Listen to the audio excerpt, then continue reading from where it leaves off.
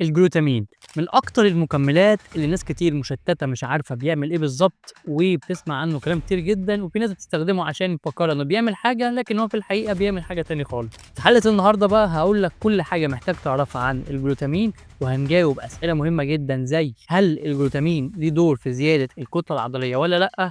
وهل لو مكمل احتياجك اليومي من البروتين محتاج تجيب جلوتامين؟ طيب وهل لو مكمل احتياجك من البروتين واستخدمت جلوتامين تاني من برّه هل هيأثّر في حاجة والّا لأ؟ وهل فعلًا الجلوتامين بيحسّن من الاستشفاء العضلي؟ وأكتر من كده بكتير هنتكلّم عنه في حلقة النهارده، فكمّل معانا الفيديو للآخر وأوعدك هتطلع مستفيد. معاكم جورج رضا في قناة دكتور فيت، يالّا بينا نبدأ الحلقة.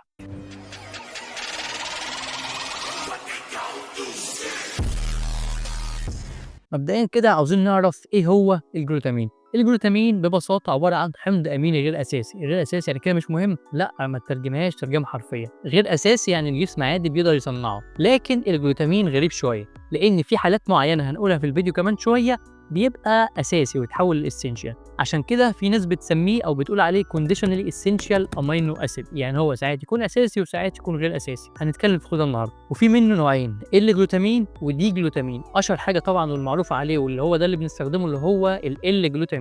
طيب إيه بقى فوايد أو وظايف الجلوتامين في جسمك؟ أول حاجة ليه دور مهم بصحة الأمعاء والمعدة، لأنه بيحافظ على جدار المعدة وجدار الأمعاء، بيخلي الجدار أو الحيطة المبطنة للأمعاء أو المعدة من جوه بيخليها متماسكة ومترابطة مع بعض، وما يحصلش منها أي تسريب للمواد اللي جوه في الدورة الدموية. وكمان الجلوتامين ليه دور في نمو وتكاثر البكتيريا النافعة في جهازك الهضمي، وبيقلل من الانفلاميشنز أو الالتهابات في الجهاز الهضمي برضه، وليه دور في الريجنريشن أو التئام الجروح عشان بيحفز أو يعمل اكتيفيشن للستيم سيلز، ودي قصة تانية خالص ممكن نبقى نعمل عنها فيديو قدام. والجلوتامين يعتبر من أهم مصادر الطاقة للأمعاء بتاعتك. يعني خلاصة فوائد الجلوتامين بتبقى صحة الجهاز الهضمي والأمعاء والمعدة والمناعة. طيب إيه بقى الحالات اللي قُلنا فيها إن الجلوتامين بيتحوّل من إن هو بيبقى حمض غير أساسي بيتحوّل لبيبقى حمض أساسي في الجسم، زي في حالات الحروق، الإصابات، التهابات في الجهاز الهضمي أو تمارين عنيفة. طيب ونروح لأول سؤال، هل الجلوتامين ممكن يبني كتلة عضلية؟ بُص، في أبحاث بتقول لك إن الجلوتامين بيقلل من ألم العضلات بعد التمرين، بالذات التمارين العنيفة، لكن برضه النقطة دي محتاجة إثباتات ودراسات أكتر. لكن ما فيش أي دراسة بتقول لك إن الجلوتامين بيزود من الكتلة العضلية. طيب ونروح لتاني سؤال وهو هل لو مكمل احتياجك اليومي من البروتين هل محتاج تجيب جلوتامين تاني من برّه والّا لأ؟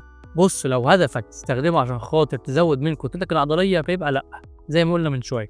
فخلّيك إنك تكمل الاحتياج اليومي من البروتين ده أهم حاجة، وما ترميش فلوسك على الأرض وخلاص وتشتري أي مكملات زيادة وخلاص غير لمّا تعرف هي بتعمل إيه. طيب وتالت سؤال بقى، هل لو أنت مكمل احتياجك اليومي من البروتين واستخدمت جلوتامين تاني هل هيفرق في حاجة والّا كأنه ما لوش لازمة؟ هيفرق معاك طبعًا، لكن من ناحية فوايده الأساسية زي ما قُلناها من شوية، صحة الجهاز الهضمي، المناعة، صحة الأمعاء، المعدة، ده اللي هيفرق معاك فعلًا وده الاستخدام الأساسي بتاعه. طيب والسؤال الرابع والأخير، هل الجلوتامين بيزود من الmuscle recovery أو الاستشفاء العضلي؟ بُص في أبحاث بتقول لك إنه فعلًا بيزود من الmuscle recovery أو الاستشفاء العضلي عن طريق إن هو بيقلل من ألم العضلات بعد التمارين، بالذات التمارين العنيفة. ولكن ده بيحصل أكتر ويفرق معاك أكتر وهيفيدك لمّا تكون عامل في الدايت بتاعك عجز سعرات كبير، وتكون بتتمرن بشدة عالية وتمارين عنيفة. والجرعة اليومية للجلوتامين عشان تستفيد من الفوايد بتاعته بتبقى من 5 ل10 جرام في اليوم. وبكده أكون وضحت لك كل حاجة محتاج تعرفها عن الجلوتامين قبل ما تشتريه عشان تعرف هتحتاجه والّا لأ.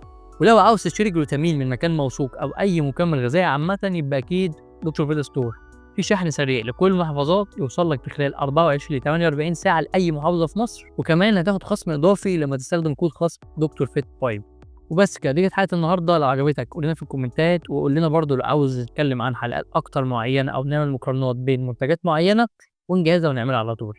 وما تنساش جيت فيت with دكتور فيت. استنى الحلقات الجاية.